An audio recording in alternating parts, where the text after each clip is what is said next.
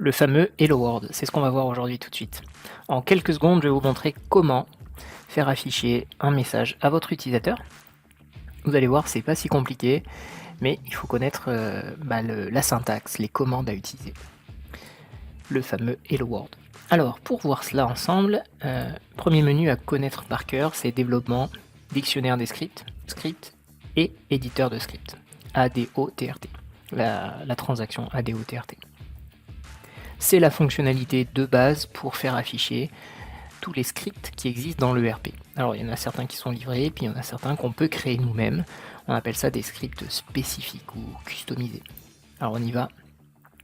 On est dans un dossier, donc mon dossier porte la lettre TRA. SRC, ce sont les fichiers qui vont être stockés contenant les traitements. Et là, on a notre fameux nom du fichier, nom du script en fait. Il va porter le nom qu'on va indiquer ici, plus point, et l'extension SRC. Alors j'y vais, Z, Hello, World. Je vais vous montrer une première technique pour afficher un message à l'utilisateur, celui qui est le plus connu et le plus simple à mettre en œuvre en une seule commande. La commande qu'il faut connaître et qui vous sera utile dans bien des cas, c'est la commande infbox, INFBOX. Alors cette commande-là, elle a l'avantage d'être extrêmement simple, puisqu'elle n'a qu'un seul paramètre, et le paramètre, c'est un texte ou des variables qu'on va mettre entre les parenthèses. Donc là, tout simplement, je vais taper mon texte entre double cote, donc Hello World, et j'ai terminé. Comment ce texte va s'afficher? Eh bien, il suffit de faire compiler, puis exécuter. Et là, voilà, vous avez la manifestation de votre Hello World sous la forme d'une fenêtre avec un petit i, puisqu'on est sur de l'information. Il n'y a pas d'erreur, c'est juste un message que vous voulez faire afficher à votre utilisateur. Et vous avez votre Hello World. En faisant OK, vous sortez du traitement. Très simple, vous le voyez. Z Hello World, c'est notre traitement, son extension, et puis une ligne de code pour faire afficher cette information. On va maintenant voir une façon de poser des questions à nos utilisateurs. Vous vous souvenez, on a fait un premier test qui permet d'afficher un message à l'utilisateur. Alors je vais reprendre mon exemple.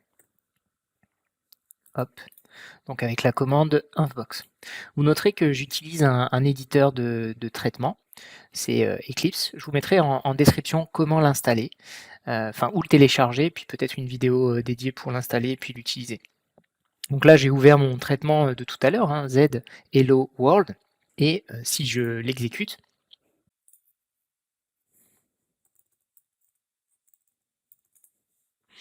si on se rappelle, on a juste une petite boîte de dialogue avec le texte qu'on va afficher à l'utilisateur, mais l'utilisateur n'a qu'une seule réponse possible, c'est OK.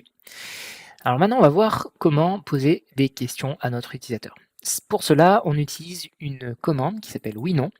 Et oui, on est dans un ERP français, donc une commande qui fait appel à un traitement standard GES écran, gestion des écrans, dans lequel on peut poser, utiliser des commandes qui sont codées par l'éditeur. Celle-ci, oui ou non, elle a deux paramètres. Le premier, c'est la question, et le deuxième, c'est le stockage de la réponse. Donc on a une variable qu'on a initialisée juste avant, qui est de type integer, ce qui veut dire qu'on va avoir comme réponse un entier, et les valeurs qui vont être possibles, c'est oui pour la valeur 2 et non pour la valeur 1. Donc c'est ça, dans cette J3, souvent c'est comme ça. Donc là, l'utilisateur, il va avoir une boîte de dialogue, et il va pouvoir répondre oui ou non, et ça va être stocké dans cette variable. Alors là, ici, en fonction de la réponse, je vais réutiliser mon infbox, et puis je vais afficher sa réponse. Alors je pourrais faire aussi également, je vais préciser quelle est sa réponse. Je vais mettre la valeur comme ceci, YN pour oui/non. Alors vous voyez que je la convertis. Cette commande num$ permet de convertir un entier en caractères. Et ici le moins, je rappelle, ça c'est pour afficher, on va dire, un espace entre les deux zones de texte. Donc là je combine cette zone de texte qui est dure, qui est statique, et j'ajoute une partie dynamique qui est la réponse au format numérique converti en texte. Et puis je rajoute donc un espace entre les deux textes via cette petite commande qui est le moins. Allez, on compile ça. Et dans cette J3, je vais utiliser une fonctionnalité différente pour exécuter mon traitement. Elle se trouve dans divers et elle s'appelle exécution traitement. Donc exe trt. Cette commande-là, elle a la particularité de ne pas pouvoir modifier le traitement, mais de simplement exécuter le traitement. On peut d'ailleurs appeler ce traitement pour exécuter un traitement dans un autre traitement. Bon, enfin, je vous expliquerai ça plus tard. Donc là, je fais entrer. J'ai ma boîte de dialogue. Vous voyez que cette fois-ci, il m'indique que c'est une question avec le logo de la question. Le texte que j'ai mis dans mon premier paramètre de la commande oui/non. Et puis voilà, mes deux réponses possibles, oui ou non.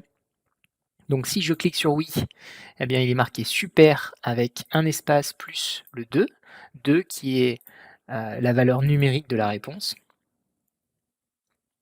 Donc on est dans la deuxième cas de figure, hein. J'ai mis un else if yn égale 2, donc si l'utilisateur répond oui, j'ai le super plus le 2. Alors vous voyez, on peut faire aussi autre chose. Si je veux faire apparaître la réponse sous format de caractère, eh bien je vais utiliser une commande qui s'appelle mess, et je vais utiliser donc le menu local numéro 1, la langue de connexion, ici, et je vais faire varier le menu local. Alors ça, je vous expliquerai comment ça fonctionne les menus locaux, mais je pars du principe que vous le savez. Alors, si on veut vraiment être sûr du fonctionnement, ici, vous pouvez utiliser la calculatrice, tout simplement. Donc vous tapez cette commande-là. On va remplacer la variable yn par la valeur 1. Donc la valeur 1, c'est non. Et la valeur 2, c'est recherche. Alors là, petit souci. Menu local. Alors c'est le menu local numéro 1 et c'est celui-là qu'on fait varier. Le premier caractère. Voilà, c'est ça. Donc valeur 1, c'est non. Valeur 2, c'est oui. Parfait. Petit trou de mémoire d'ailleurs. Donc là, je corrige ça.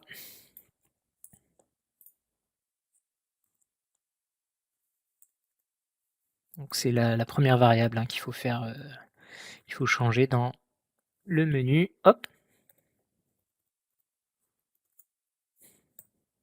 Je compile. Puis on va réexécuter notre traitement.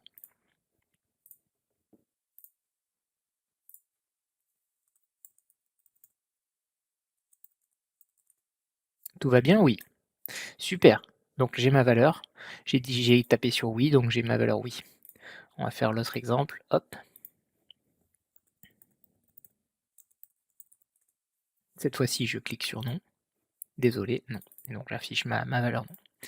Bon, vous avez vu, c'est assez simple pour utiliser cette commande oui/non. Et on a l'avantage de pouvoir avoir une réponse de l'utilisateur. Alors ces fenêtres-là, elles sont utilisables, on va dire dans l'utilisation, courante. C'est-à-dire que l'utilisateur se trouve dans un écran, il a saisi quelque chose, exemple, il est sur une fiche utilisateur, il a choisi, un profil ou, il a modifié son profil, il a fait quelque chose, on veut faire afficher une pop-up, eh bien c'est le bon moyen d'utiliser ce genre de commande, call oui/non ou, infbox pour avertir l'utilisateur.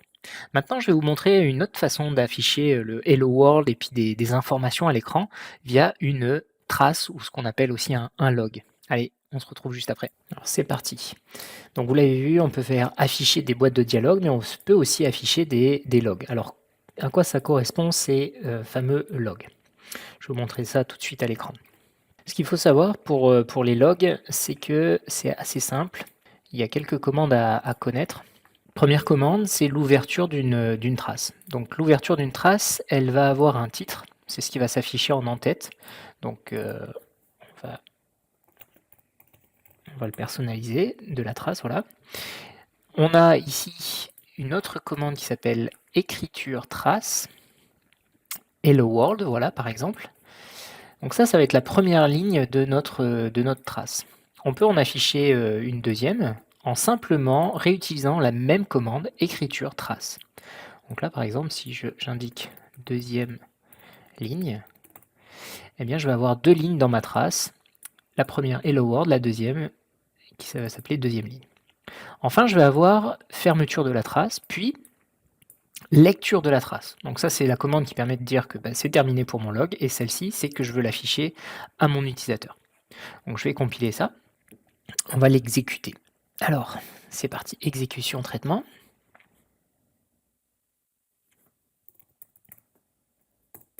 Hop, voilà.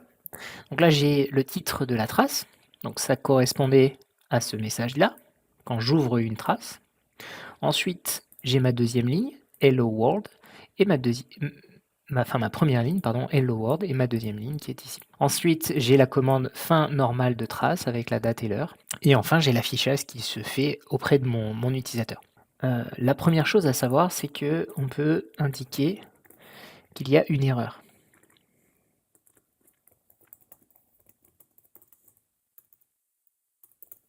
Donc là, en faisant ça, je demande à mon utilisateur, enfin je préviens mon utilisateur qu'il y a au moins une erreur. Puisque chaque ligne d'écriture de trace avec le petit 1 ici, en deuxième paramètre, va indiquer à l'utilisateur qu'il y a une erreur. Donc là, je vais compiler ça et puis on va l'exécuter.